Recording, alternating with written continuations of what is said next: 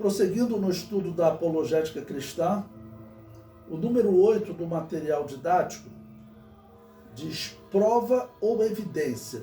Bom, como essa disciplina chamada hoje nos currículos acadêmicos de apologética cristã, né, será que ela consegue provar a existência de Deus ou será que ela trabalha com evidência? Será que ela evidencia a existência de Deus ou outros temas da Bíblia, né?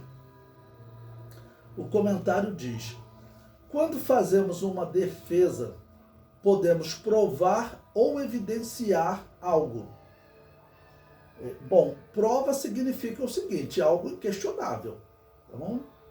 Provar significa, vamos dizer, juridicamente, né? Ele conseguiu comprovar que realmente ele tinha matado aquela pessoa, ele é o assassino, ficou provado. Ou então, olha, eu tenho evidências, mas eu não consigo comprovar se realmente a pessoa é o responsável por esse ato.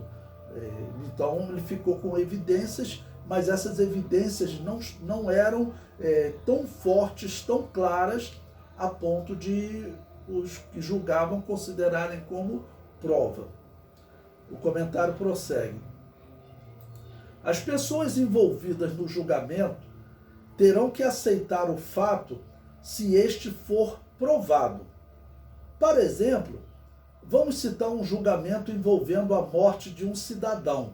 Esse fato, isso que eu vou contar para vocês agora, foi um fato, realmente ocorreu na década de 90 em São Paulo e foi muito famoso esse caso. Eu comento. Em uma blitz policial, um cidadão morreu com um tiro.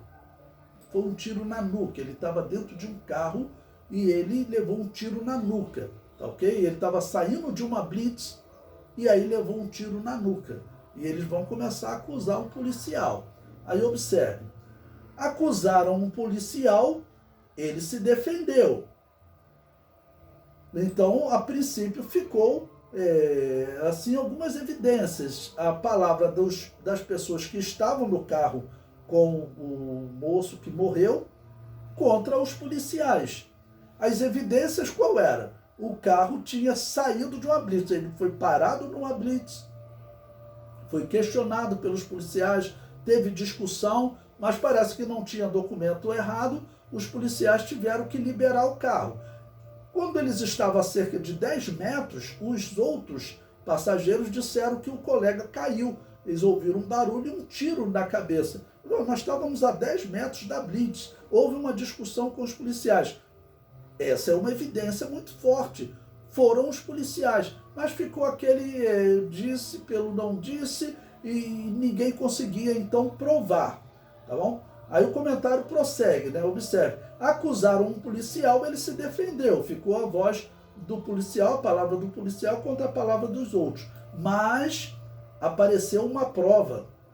Havia um cidadão filmando e na imagem aparecia o soldado atirando.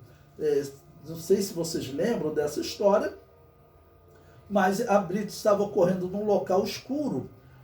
E uma das pessoas que estava ali na casa ficava vendo aqueles policiais, vamos dizer, às vezes sendo violento com as pessoas. Ele tinha uma câmera filmadora em casa, ele resolveu ligar a câmera e começou a filmar. Só que, a princípio, essa pessoa não entregou logo essa filmagem. Ele viu na televisão aquele bafafá, um dia, outro, morreu, foram os policiais, o policial dizendo, não, nós não fomos, apresentaram uma arma que não tinha disparado nenhuma bala, mas depois ficou provado também que ele usava mais de uma arma que estava registrada e outra sem registro. Mas quando aquele cidadão que estava filmando, ele viu aquela questão na televisão, a consciência dele falou forte, ele disse, eu tenho que entregar essas imagens, porque tem uma família ali que está sofrendo, eles precisam de justiça, né? Nesse caso, a vida dele pode até ficar em risco. Ele entregou as imagens. Quando o repórter pegou aquelas imagens e colocou no ar, então mostrou o carro saindo da blitz e aquele policial até virou o rosto e puxou o gatilho na direção sem mirar. E o tiro acertou na nuca do moço que estava no carro. Bom, com aquela imagem, eles ouviam eles viam o movimento do policial em direção ao carro que estava saindo da blitz, viam, né, pedaços de vidro, tá ok? Sendo estilhaçado e o carro parando logo depois. Pela direção, né, deu para ver realmente que o policial matou, ou seja, atirou e acabou matando aquele moço. Isso é uma prova. Se você tem uma imagem dessa, não tem como negar mais. Antes tinha evidência, então passou a ser uma prova. E aí o comentário continua. Pronto, isso é uma prova, é inquestionável. Poderiam haver evidências e estas serem questionadas, mas a prova é logo aceita. Não tinha como aquele policial falar para o juiz, não fui eu que atirei, não, mas tem uma imagem ali, você atirando. Não adianta você negar. Então, isso é uma prova. E a questão é, quando nós vamos tratar de questões espirituais, vamos tratar da existência de Deus, que é espírito, ou da existência de anjos, como que eu vou provar essa existência? Quando eu estou falando do mundo espiritual, eu não tenho como provar, mas eu tenho evidências.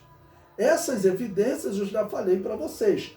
Se juntar essas evidências com a minha fé, então o autor aos Hebreus diz que a fé é o firme fundamento das coisas que se esperam e a prova das coisas que se não veem.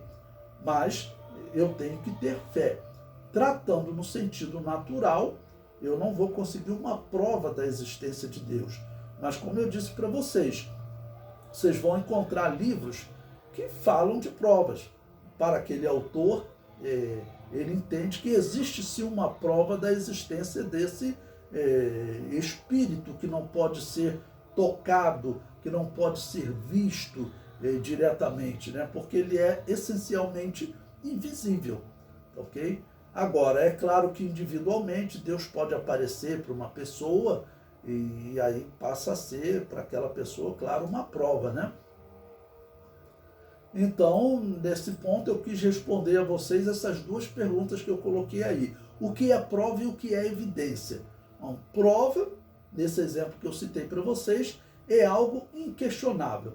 Não adianta aquele policial dizer que não atirou, estava ali a imagem, ele puxando o gatilho na direção do carro, e está a imagem do carro parando, então aquilo ficou provado. Então, prova é algo inquestionável, não tem como a pessoa questionar. Certa vez eu dando aula para um advogado, o advogado disse que entre no meio, né, dos advogados, na área do direito, eles têm um ditado que eles dizem o seguinte, que prova só é prova até que se prove o contrário.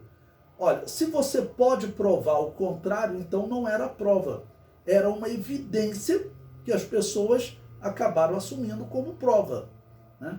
Existe um caso bem interessante no Brasil, um caso complicado, mas eu ouvi um jurista falando sobre aquele caso.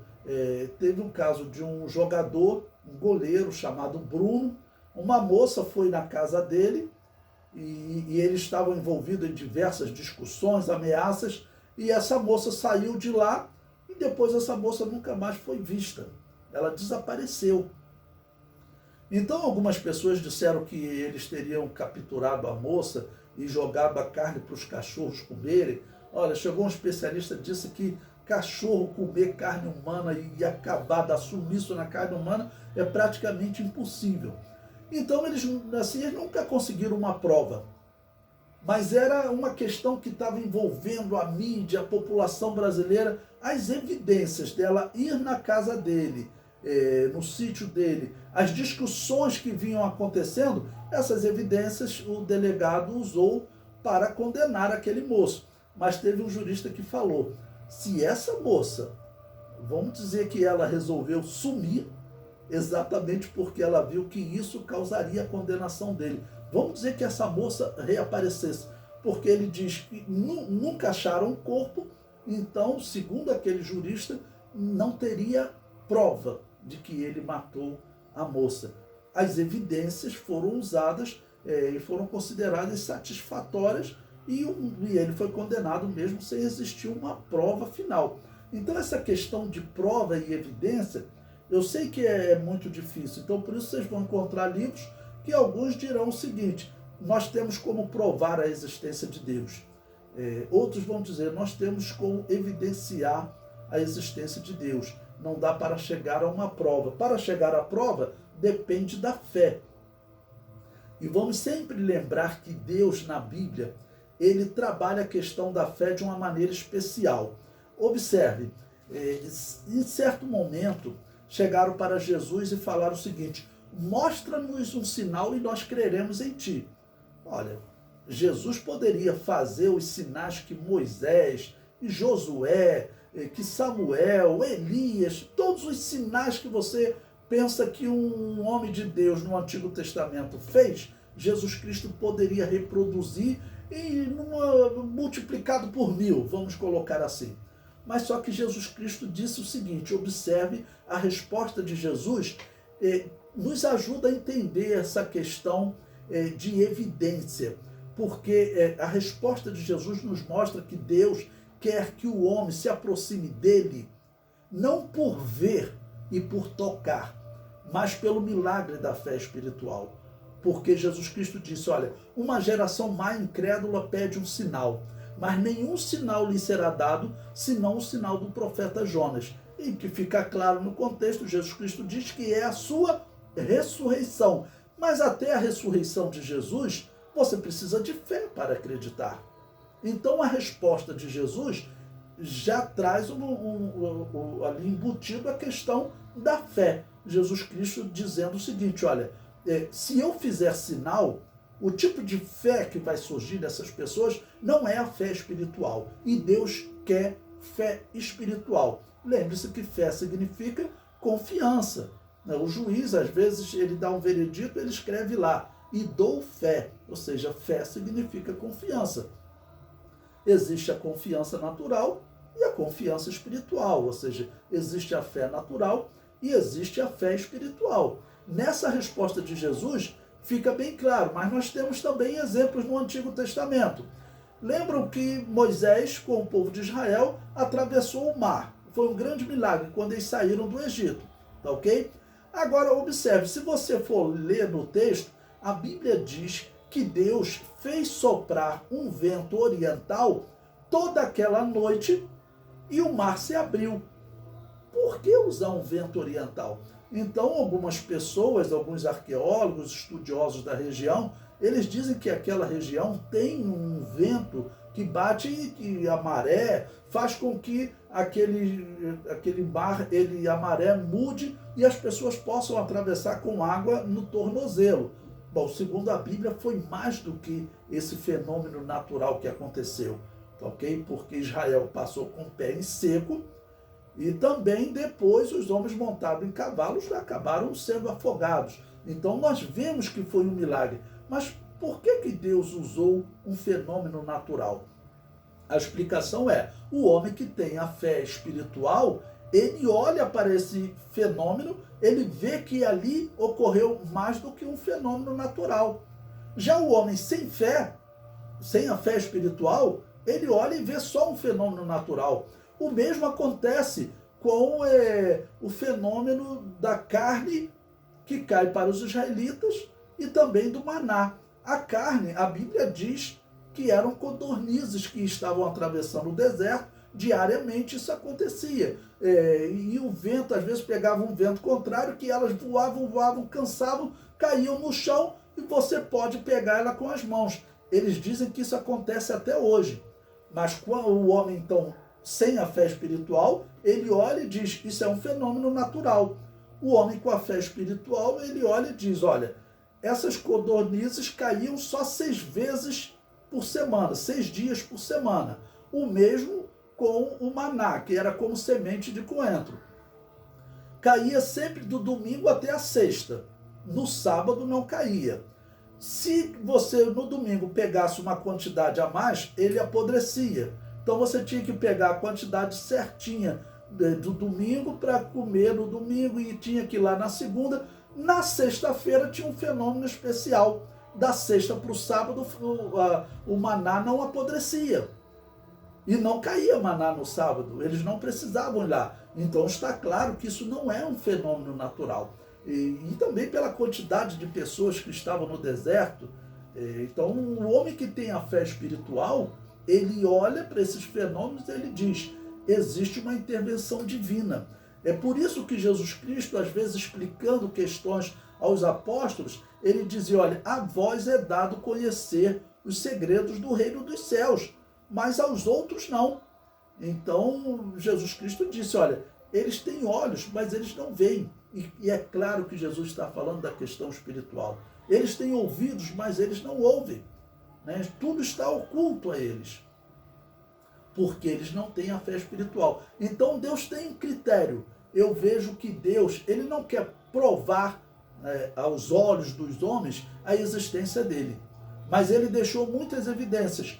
Tendo o homem a fé espiritual, porque Deus, essa é uma exigência dele. É necessário que aquele que se aproxima de Deus creia que ele existe, ou seja, que tenha fé espiritual. Ok?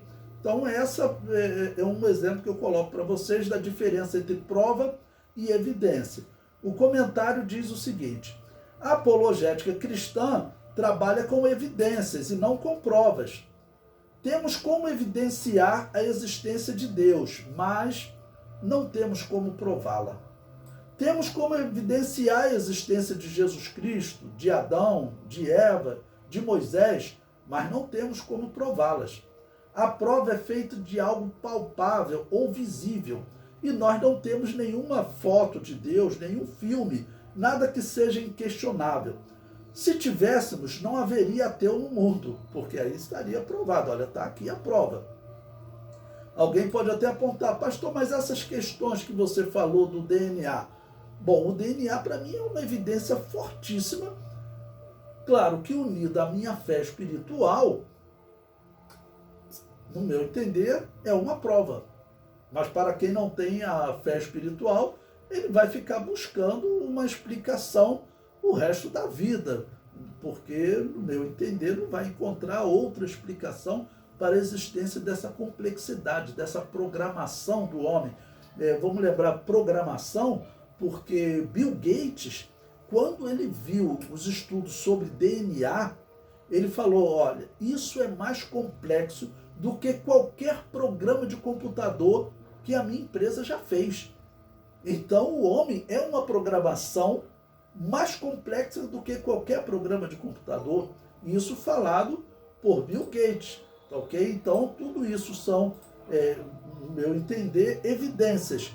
Se eu tenho a fé espiritual, então, para mim, é mais do que uma evidência. E o comentário conclui. Nos dias de Jesus havia prova. Claro, as pessoas o viam, tocavam, ouviam. Tanto que Lucas diz, veja, Atos capítulo 1, versículo 3. Aos quais também, depois de ter padecido, se apresentou vivo, com muitas e infalíveis provas, sendo visto por eles por espaço de 40 dias, e falando do que respeita ao reino de Deus. Ok? Bom, aqui quando ele fala de infalíveis provas, o significado dessas infalíveis provas significa aquilo que é conhecido de forma segura, de forma direta. Esse é o significado da palavra no grego. A nossa tradução coloca infalíveis provas. Por quê? Porque as pessoas viram Jesus. Ok? Então, se você viu, é claro que isso se tornou uma prova. Só que essas pessoas morreram. Observe, talvez os últimos livros a serem escritos da Bíblia seriam as epístolas de João. O Evangelho foi escrito antes, mas as epístolas seriam as últimas, alguns acham que seria o Apocalipse. Mas vamos colocar, teria sido escrito próximo do ano 90, 95 da era cristã. Os apóstolos já estavam mortos. Pedro estava morto há cerca de 25 ou 30 anos, Pedro também. João seria o último. Veja como João inicia a sua primeira epístola, já que ele era a última testemunha ou a última prova de que Jesus ressuscitou. ok? De que Jesus esteve aqui na terra. Então eu separei aí da primeira epístola de João, capítulo 1, do versículo 1 a 3. Acompanhe comigo a leitura. O que era desde o princípio, o que vimos com os nossos olhos, porque João está dando esse destaque para mostrar a eles, olha, eu sou uma testemunha viva, eu sou uma prova. Vocês têm o privilégio de conviver com uma prova da existência de Jesus. E prossegue, o que temos contemplado e as nossas mãos tocaram da palavra da vida. Porque a vida foi manifestada e nós a vimos. Observe que eu sublinhei, destaquei aí, nós a vimos. E testificamos dela e vos anunciamos a vida eterna que estava com o Pai e nos foi manifestada. O que vimos e ouvimos, destaquei também esse ponto, porque ele está dizendo, olha, eu vi Jesus, eu ouvi Jesus, eu toquei, ok? O que vimos e ouvimos, isso vos anunciamos, para que também tenhais comunhão conosco. E a nossa comunhão é com o Pai e com seu Filho Jesus Cristo. Então observe que João ele inicia a sua epístola repetindo diversas vezes. Né? Vimos, tocamos. Por que ele faz essa citação? A resposta é bem simples. João era a última testemunha viva da existência da ressurreição de Jesus. Porque a ressurreição de Jesus, esses milagres, é algo muito questionável. Aproveitando nesse ponto de prova ou evidência, vou citar um exemplo para vocês que vocês podem ver na internet, né? Bom, ele é representante de uma seita, então eu falo sempre para tomar cuidado. É um homem chamado Rodrigo Silva, ele é da seita dos Adventistas do Sétimo Dia. Ele foi no Jô Soares para fazer uma apologia sobre Jesus. Essa entrevista está disponível no YouTube, você pode ver, Rodrigo Silva no Jô Soares. E lá no Jô Soares, ele falou o seguinte para o Jô Soares, Jô, eu vou te provar que Jesus ressuscitou. Aí Jô Soares falou assim, poxa, mas essa me parece ser uma questão de fé. Aí ele falou, não, eu vou te provar. E o que ele usa? Ele usa o seguinte, ele diz, olha, Jô, pegue os exemplos de como as pessoas comprovam a existência de Alexandre Magno. A história, e ele mostra evidências. A história tem esse e aquele documento que surgiram 200, 300 anos depois da existência de Alexandre Magno. Mas a história considera que está provado que ele existiu por esses documentos. Ok? Então ele cita os documentos existentes que falam da ressurreição de Jesus. Okay? E ele fala, olha, esses documentos, comparando com o critério usado para provar a existência de Alexandre Magno, nós podemos dizer que está provado que Jesus ressuscitou. O Jô Soares, que faleceu o Jô Soares, era uma pessoa muito racional, ele disse, mas essa é uma questão de fé. E nesse caso o Jô Soares está correto. Você não pode usar o mesmo critério para, por exemplo, existência de Alexandre Magno para aplicar a questão da ressurreição de Jesus. Você falar da ressurreição é algo completamente diferente de você falar de uma existência. Existência é algo simples, nós estamos vendo aí milhares de pessoas que existem, mas você falar em ressurreição é algo que o mundo antigo sequer tratava desse assunto. Entre gregos, romanos, ninguém falava em ressurreição. Em Atos 17, quando Paulo esteve em Atenas e falou do tema ressurreição, até os filósofos se interessaram, queremos te ouvir mais sobre isso, porque ninguém tratava de ressurreição. Okay? Só o povo de Deus tratava de ressurreição. Então você falar de ressurreição, de volta à vida, você não pode usar o mesmo critério para a existência de Napoleão, de Alexandre Magno. Você falar de critérios para a existência é uma coisa. E você pegar esses mesmos critérios e aplicar a existência, morte e ressurreição, não dá. Os critérios são diferentes. Então, ele falou que ele iria provar. Eu considero essa afirmação infantil. Nós não temos como provar a ressurreição. E repito o que eu falei para vocês no início. Se eu perguntar para você, você vai dizer o seguinte: para mim está provado que Jesus ressuscitou. E eu vou te dizer, você está certo. Por quê? Porque você tem a fé espiritual. E a fé espiritual, ela te faz afirmar que Jesus ressuscitou por causa da fé espiritual. Mas você não está usando critérios literários, critérios da arqueologia. Critérios da arqueologia é para falar da existência. Falar da existência de Jesus, hoje os historiadores consideram está provada a existência de Jesus. Porque são muitos documentos romanos, documento judaico, o livro História dos Hebreus, de Flávio Joséfo, fala da existência de Jesus, tem documentos romanos. Então, são tantos documentos que hoje eu considero que está provado que Jesus existiu. Bom, está provado a existência de Jesus é uma coisa. Agora, provar a ressurreição de Jesus é algo completamente diferente. Por isso, aí no livro eu concluo. Mas se hoje não temos prova, qual é o papel da apologética? O papel da apologética é usar evidências para defender a fé cristã. Tá bom? Tanto que essa disciplina, no passado, ela não era chamada de apologética cristã. Eu estudei no IBP em 1984. Lá eu estudei apologética cristã. Só que não era chamado de apologética cristã. Inclusive, no meu currículo, a disciplina está evidências cristãs, porque nós trabalhamos com evidência. Quando nós tratamos da questão espiritual, da existência de Deus, da ressurreição de Jesus, não vou nem falar do futuro, porque aí, claro, o futuro não tem como ter prova de jeito nenhum. Nós acreditamos, é só questão de fé para nós acreditarmos na ressurreição, ok? Mas falando de passado, quando nós falamos da questão, por exemplo, de Adão e Eva, de Noé, de Abraão, tudo isso nós temos que ficar no campo da fé, porque hoje a arqueologia não tem nenhum sinal, por exemplo, da existência de Abraão.